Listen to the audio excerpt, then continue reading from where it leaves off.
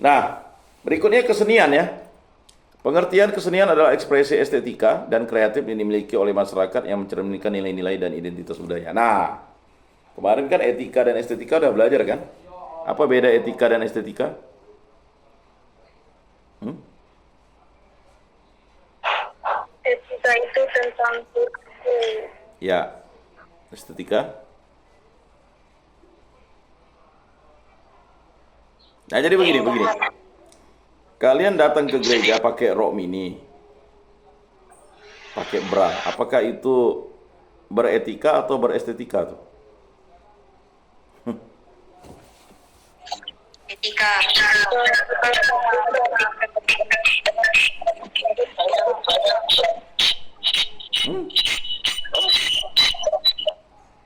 Semua katakan etika. Kalau saya katakan itu tidak berestetika deh. Tidak menempatkan pakaian pada posisi, situasi atau acara yang dilaksanakan. Kan begitu. Paham ya? Masa etika? Orang pakai bikini ke gereja, misa lagi, tidak beretika. Nah, kan udah saya contohkan tuh berulang-ulang tuh, masa tidak bisa membedakan etika dan estetika ya. Jadi kalau kalian bilang dia tidak beretika, orang tak ke gereja tuh, apakah beretika enggak dia? Dia tidak ke gereja hari Minggu. Dia Katolik, tidak datang ke gereja. Nah ini datang ke gereja mau misa pakai bikini. Ya kan? Nah ini kok banyak yang belum memahami ya, udah pertemuan ini ya. Nah, jadi etika tuh lebih pada moral gitu tuh. Paham ya? Mencontek itu tidak beretika. Ya kan? Dia pakai bikini, ujian. Dia belajar, tapi dia pakai bikini ujian. Tidak punya etika kah? Pasti dibilang tidak sopan saja gitu. Itu estetika namanya. Jadi estetika itu lebih sifatnya kesopanan. Kalau etika lebih sepatnya ke moral. Ya kan? Paham ya? Bisa dipahami atau bisa tidak dipahami?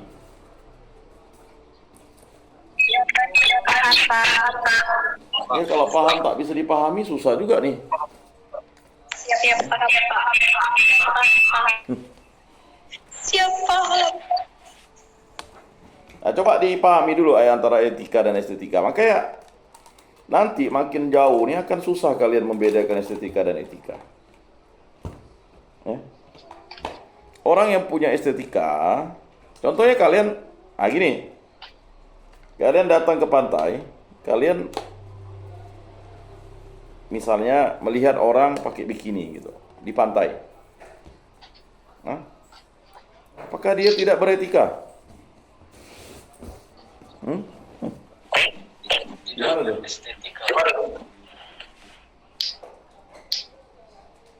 Halo? Kok enggak ada yang jawab nih? Tidak. Beretika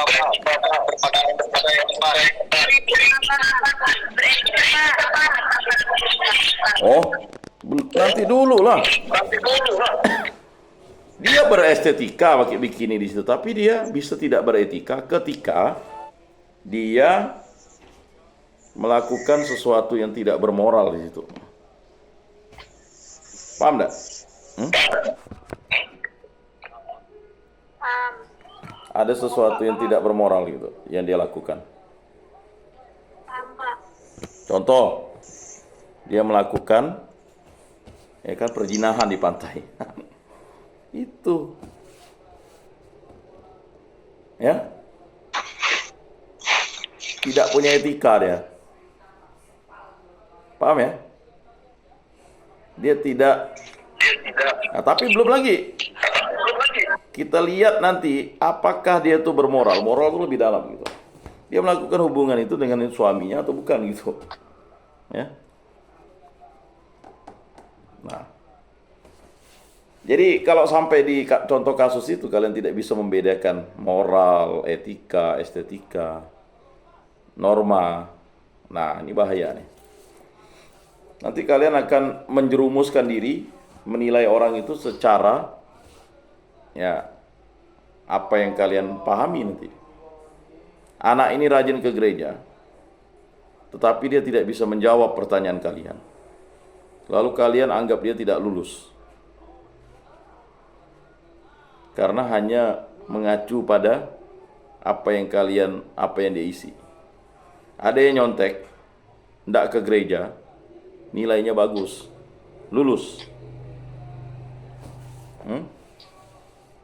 Apakah itu orang yang nyontek itu punya etika? Yang nyontek tak punya etika. Yang ke gereja ini karena dia jujur, dia tidak bisa menjawab, tidak lulus. Itulah dunia ya, yang akan kalian hadapi. Nah, makanya dalam kesenian itu ya adalah ekspresi estetika dan kreatif yang dimiliki oleh masyarakat yang mencerminkan nilai-nilai dan identitas budaya. Jadi seni mencakup berbagai bentuk seperti seni rupa, musik, tari, teater, dan sastra. Contoh lukisan, patung, musik tradisional, tari-tarian daerah, sastra, drama, dan kerajinan tangan ya. Di sini ada yang bisa melukis? Bisa, Pak. Oh ya. Kapan bisanya? Kapan ditampilkannya? Yang bisa kami nikmati. Ada yang bisa mematung? Kalau motif Dayak bisa, Pak. Nah, ada yang bisa musik tradisional? Ada yang bisa tari-tarian daerah? Ada yang bisa sastra? Saya, Pak. Bisa, Pak, Dayak. Yang bepumu itu kan sastra sebenarnya. Ada yang bisa drama? Ada yang bisa kerajinan tangan, misalnya membuat manik-manik. Ya. Buat gelang bisa, Pak. Saya bukan menantang ya. Kalian beli manik-manik, lalu kalian buat jas kalian untuk wisuda nanti itu. Untuk yudisium. Coba sekarang kalian beli manik-maniknya. Ayo, 48 orang itu dengan kerajinan tangannya buat jasnya nanti. Yang perempuan buat bajunya dari manik-manik. Nggak bisa, Pak. Susah. Bukan, karena kalian tadi itu udah katakan tidak bisa. Padahal waktu masih bisa. Belum dicoba. Ya itu tadi saya katakan. Ya, kerajinan tangan itu tidak sulit kalau ada yang mau mengajarinya. Dan kalian mencapai tujuan itu. Misalnya nanti yang perempuan buat misalnya bajunya kan, sampai gaunnya gitu.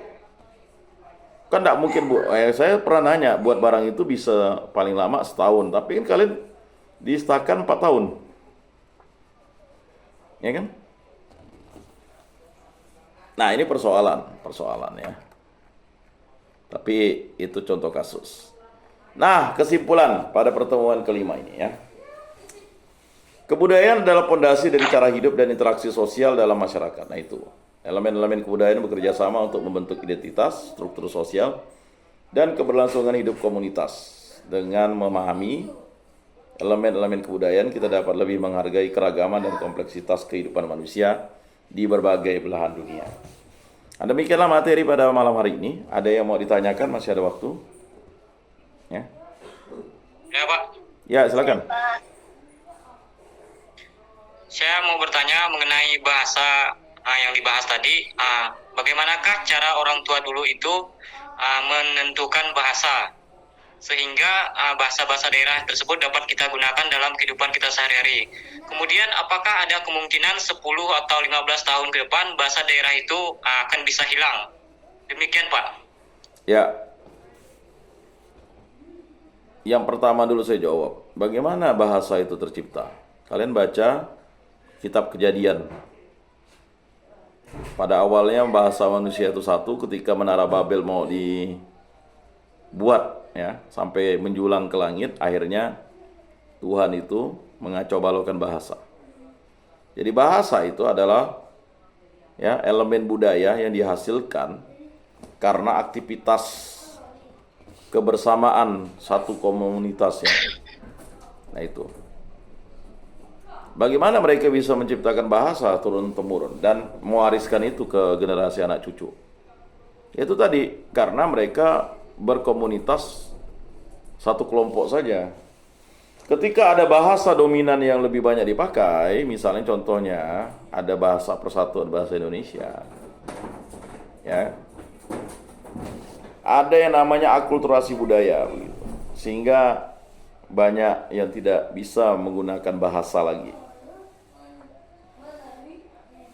Apakah sudah punah? Ya sudah terjadi kepunahan. Tidak percaya? Nah, si Kendil ke tadi yang nanya tuh. Kendil ke? Ya Pak. Ah, kamu tanya Ya, Pak. Ulan, bisa enggak dia bahasa Dayak bapaknya Skadau?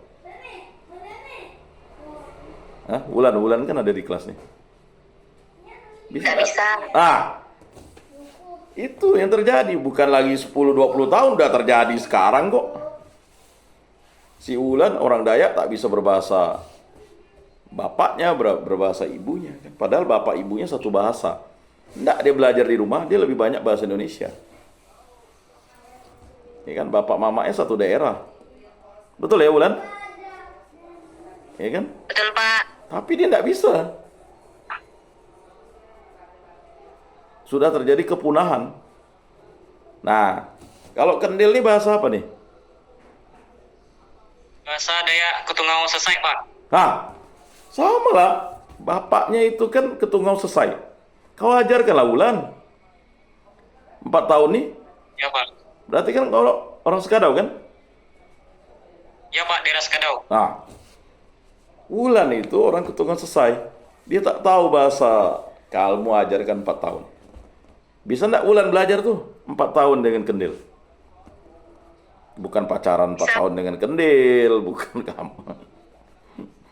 Nah, jadi Ulan ini supaya bahasa, ya Kendil, bahasamu itu tidak punah, kamu ajarkan ke Ulan. Betul enggak Kendil? Halo? Siap. Jangan siap-siap. Bagaimanapun caranya saya harus mendapat nilai A. Ini kan Ya, prinsipnya. Pak. Sekarang bagaimanapun caranya kamu harus mengajarkan Ulan bahasanya kembali. Itu namanya revitalisasi bahasa. Sanggup nggak? Ah, justru itu saya katakan nanti kalian harus menjadi pengajar-pengajar budaya kembali gitu ya. Kamu bersyukur Kendil bisa bahasa daerah, Ulan. Nanti kalau dia mau belajar dengan ini, enggak perlulah, yang penting bahasa Indonesia. Ya kan?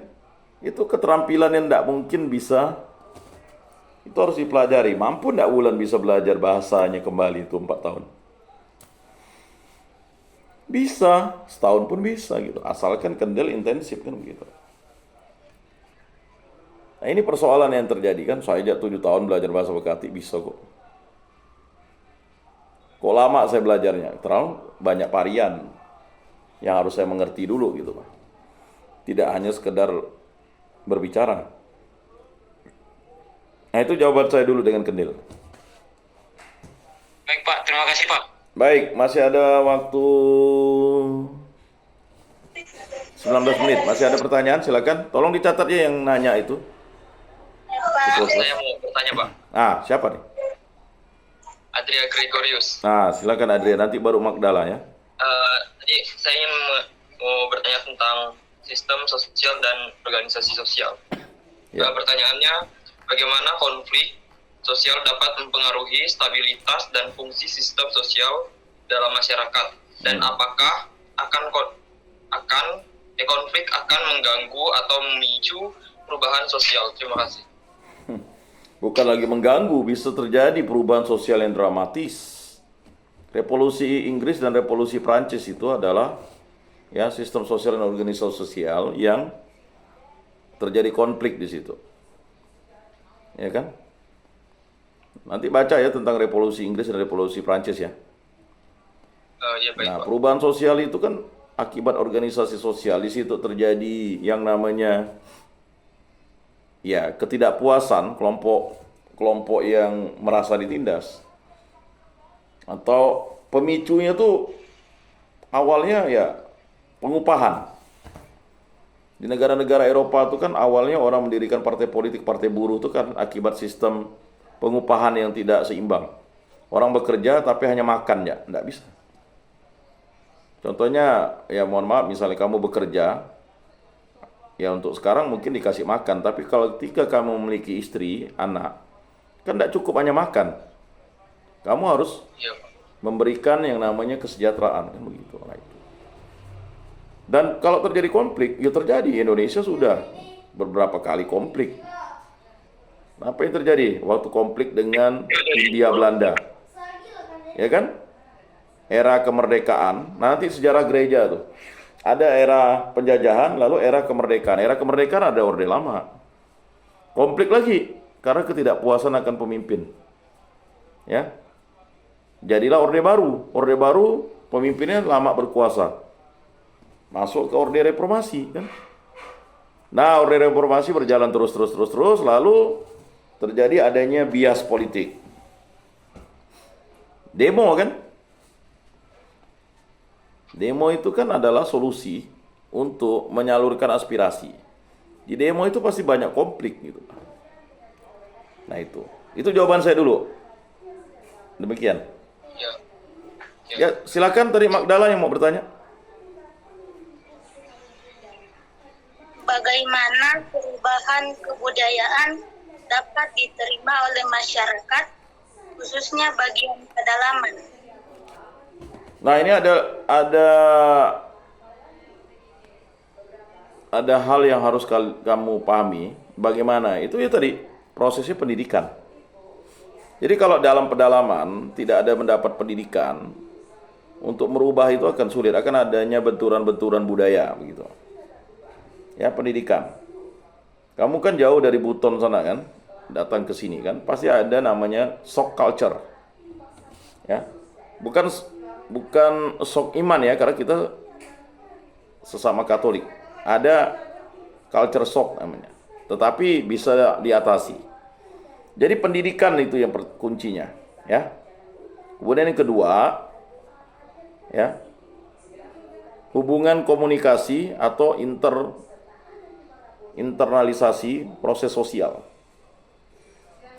Jadi kalau ada orang di pedalaman mau berkomunikasi dan dia mau menginternalisasi, ya kan, apa yang dia pahami itu, ya, apakah baik atau buruk. Misalnya tidak sekolah, baik atau buruk? Ya kan, ada budaya kan di suatu tempat, oh tidak perlu sekolah. Seperti kamu misalnya di satu suku misalnya, anak cewek tidak perlu sekolah lah, tidak perlu sarjana, ya kan? Karena anak perempuan ya paling ya cukup baca tulis gitu. Kalau tidak ada komunikasi dan internalisasi personal, ya akan bahaya. Gitu. Ya. Berikutnya yang ketiga, bagaimana caranya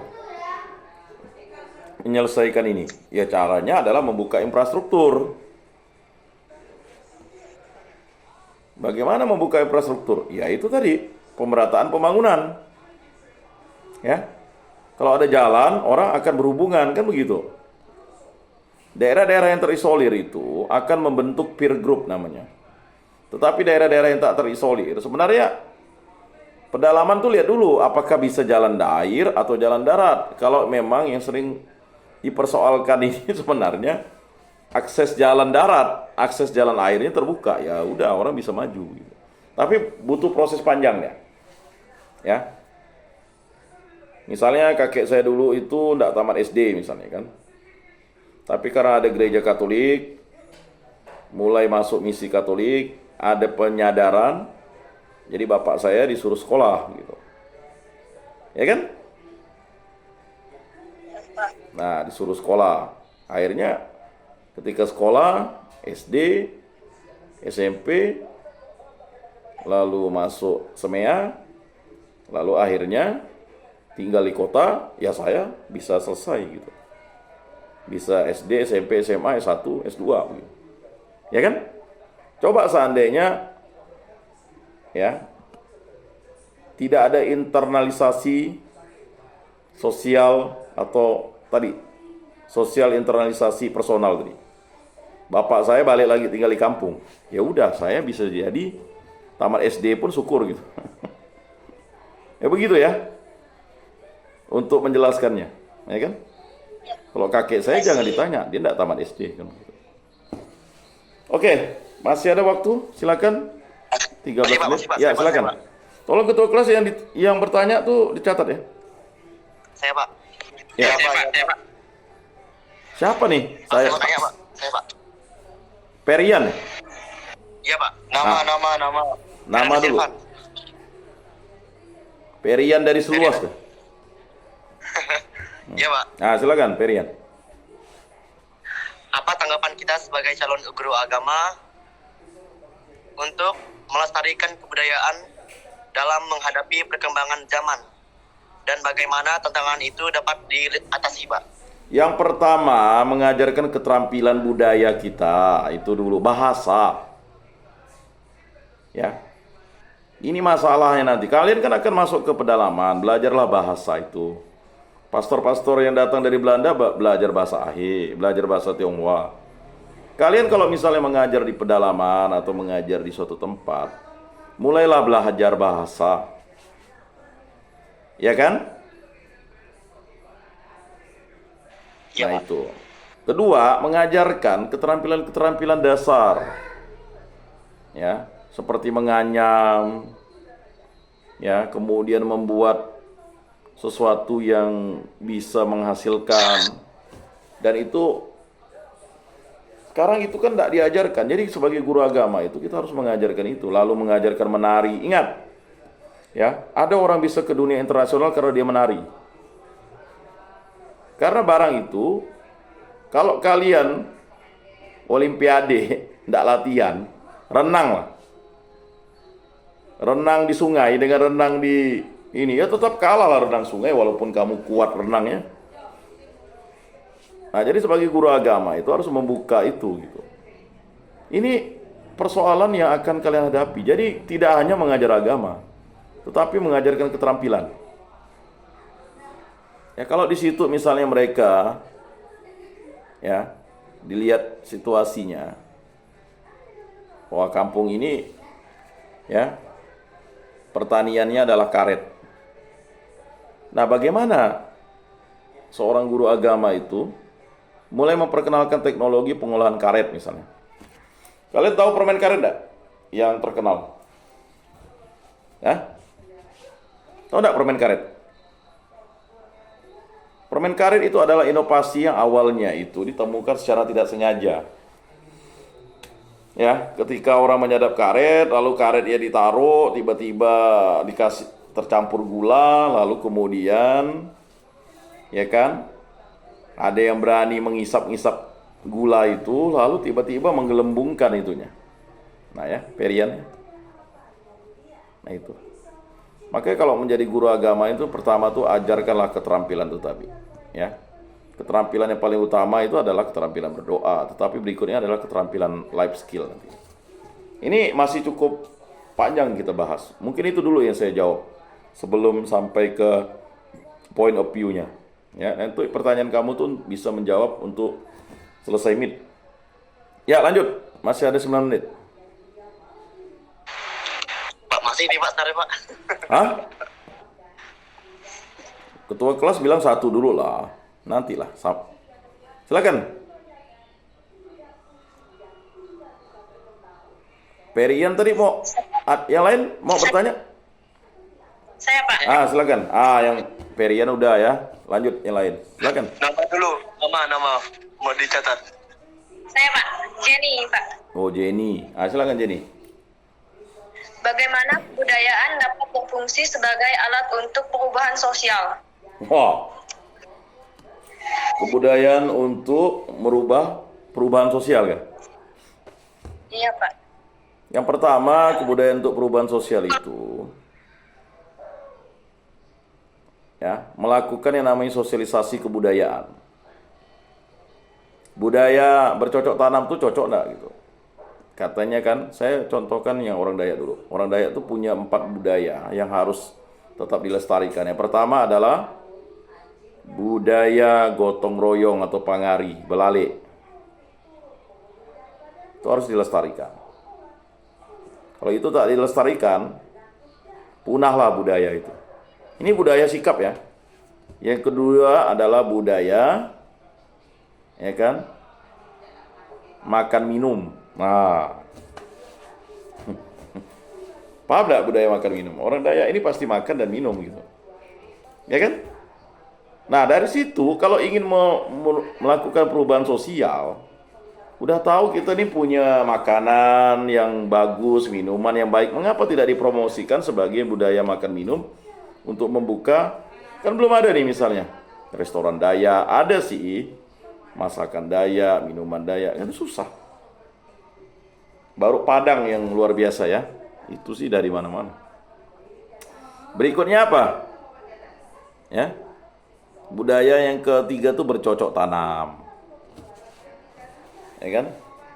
Bercocok tanam itu adalah sesuatu yang harus dilakukan. Nah, makanya sebagai orang Dayak itu untuk melakukan perubahan sosial kita harus bercocok tanam.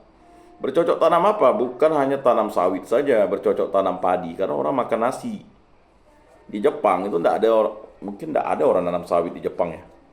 Yang ditanam apa lah? Padi kan?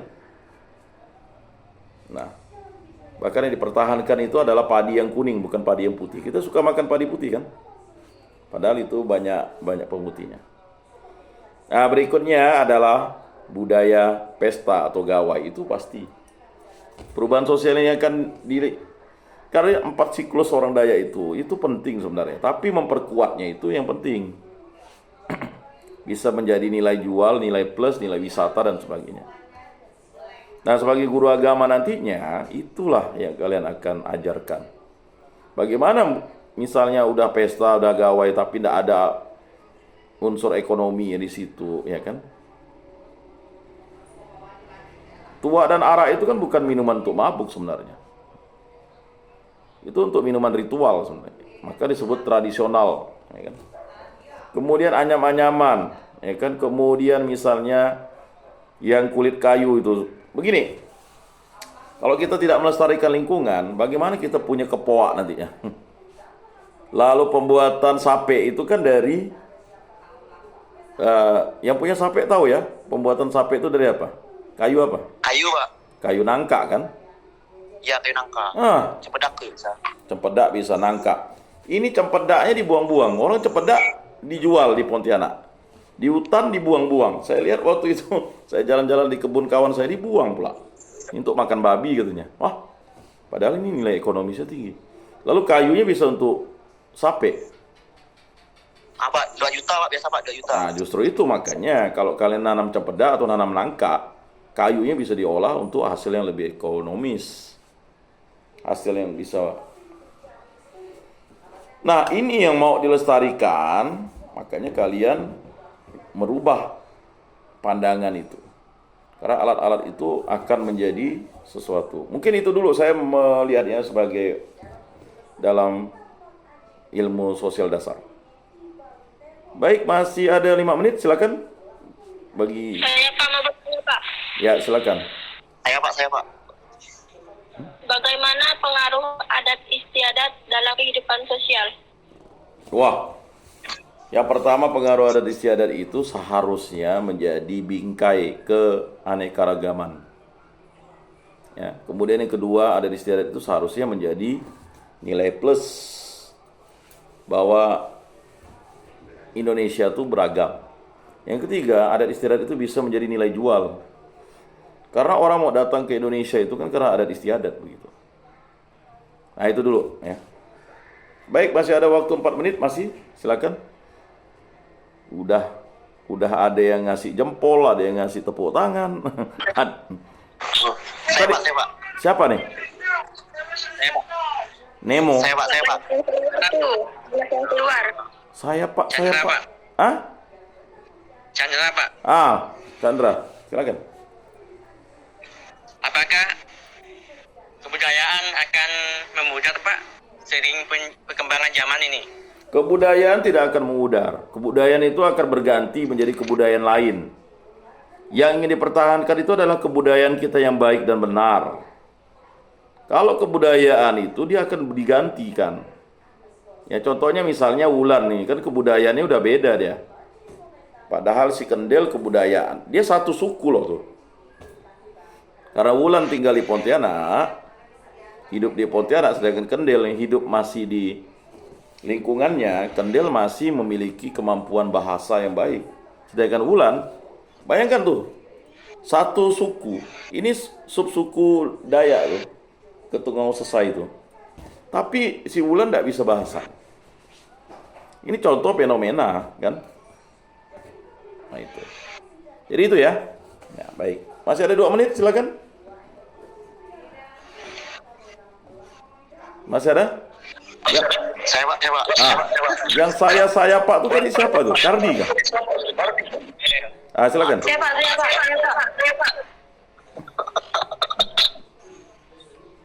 Yang nanya, tolong sebutkan dulu. Saya catatnya. Langsung.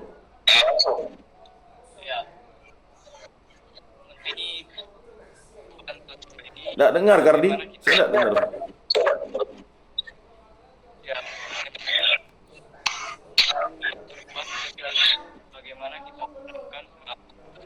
Ada yang bisa mendengar Kardi, guys? Saya nggak dengar.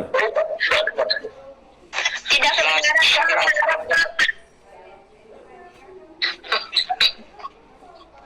Mic-nya terlalu kecil. Oke, lewat dulu lah. Masih ada 1 menit, siapa lagi? Nanti ya, Kardi ya. Minggu depan. Saya. Ya, Butet. Saya Pak. Butet ya? Bukan Pak, Grasel. Gracela, silakan. Apa yang menyebab penghambat terjadinya akulturasi, Pak? Pertama itu faktor kemauan ingin akulturasi itu dulu. Kemauan, itu faktornya. Yang kedua itu faktor sosial. Yang ketiga itu faktor ya budaya sendiri. Jadi ada budaya yang tidak bisa menyatu. Misalnya ada satu budaya, contohnya ya, budaya ini pasti berhubungan. Ada budaya orang yang bisa makan babi karena dia itu memang boleh makan babi.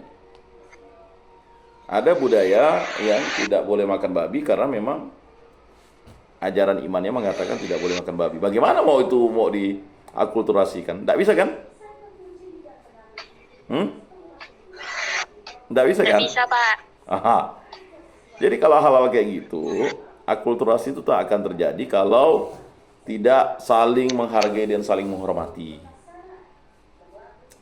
Jadi kalau orang yang misalnya tradisinya atau ada budaya di situ ada harus pakai babi, ya akan sulit nyampur dengan budaya yang tidak makan babi gitu. Ya. Nah itu saya jawab secara sederhana saja. Baik, demikianlah ya. Bagi yang belum bertanya, pasti ada kesempatan ya. Demikian ya untuk pertemuan kelima. Jangan lupa nanti itu ada tugas keempat dan kelima yang akan saya sharekan di link. Mari kita tutup kegiatan kita dengan doa. Dalam nama Bapa dan Putra dan Roh Kudus. Amin. Allah Tritunggal yang Maha Kudus, kami bersyukur di hadirat-Mu. Engkau telah menyertai kegiatan kami pada kesempatan ini. Berkatilah kami, bimbinglah kami agar kami beristirahat dengan tenang dan damai. Dan bimbinglah kami agar kami kembali dipulihkan dan bangun untuk mengikuti perkuliahan dan mengikuti kegiatan-kegiatan esok hari. Kemuliaan kepada Bapa dan Putra dan Roh Kudus seperti pada permulaan, sekarang, selalu dan sepanjang segala abad. Amin.